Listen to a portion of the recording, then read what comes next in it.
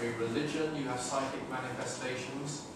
Being psychic of itself is not necessarily a good thing. It's not actually necessarily good, psychic powers, whereas spiritual powers are necessarily good. There's a difference. You could misuse psychic ability, for example, to try and gain control over other people, or even to harm other people.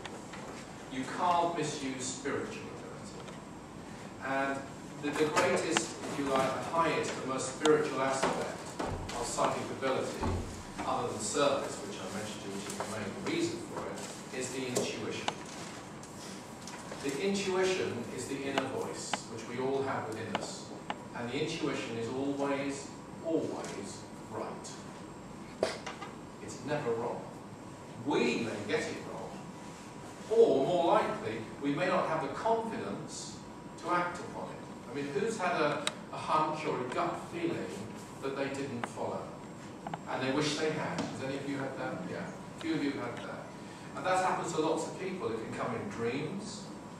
It can come in a whole variety of ways, which I will go into.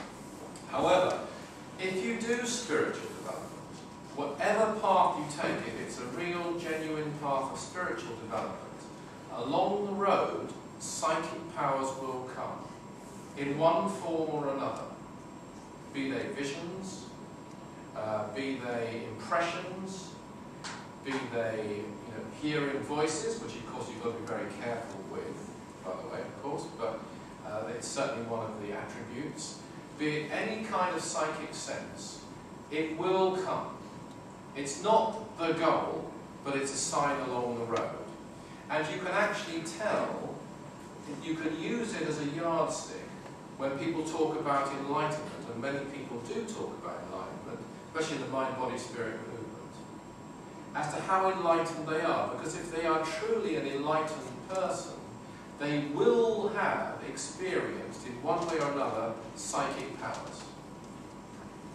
They may have chosen not to pursue them. They may have chosen, or even to detach from many of them. But they will know about them in one way or another. Because it's a natural part of our spiritual progression. We are psychic and spiritual beings. The physical body is actually the reflection. Some people say the psychic body is a reflection. Actually, it's the physical body that is the reflection.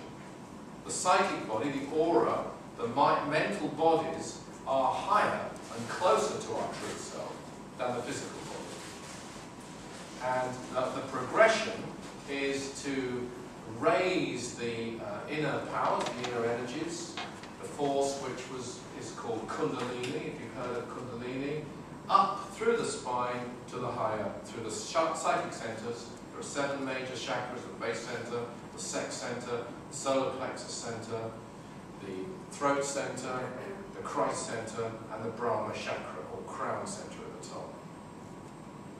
You raise this force, this Kundalini, through these centers, and as you do, you awaken them. Now, you don't necessarily do it consciously. There are inspired poets, Wordsworth being one, for example, who knew nothing of Kundalini, or psychic powers, probably, and if he did, he probably thought it was mumbo-jumbo, who nevertheless must have demonstrated these from some of the things he wrote and some of the experiences he had. So these are natural, innate forces.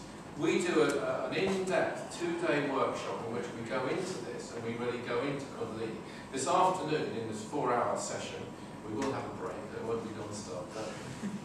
Well, we can do more than scratch the surface, but obviously there are aspects that we can't go into in depth here this afternoon. What I do want to do is to have you all experience, in at least one way, this gentleman already has experienced it, but for those of you who haven't, which is everybody else, I think, who isn't certain, I want you to leave this afternoon certain that there are forces here. I want you to see things happening, if not yourself, to others, hopefully to yourself. So you know this is real, this isn't just somebody's idea or some vague theory. This is a real thing, real energies, real forces. Now the other beautiful thing, if you like, about this, is that we all develop in different ways. And there are many different ways to develop psychic ability. And it's a bit like the arts. Some people have a natural sense of sound and will gravitate towards music. Others will have a sense of vision, they'll gravitate towards the visual arts, film and painting. And so it is with psychic development. We're all different.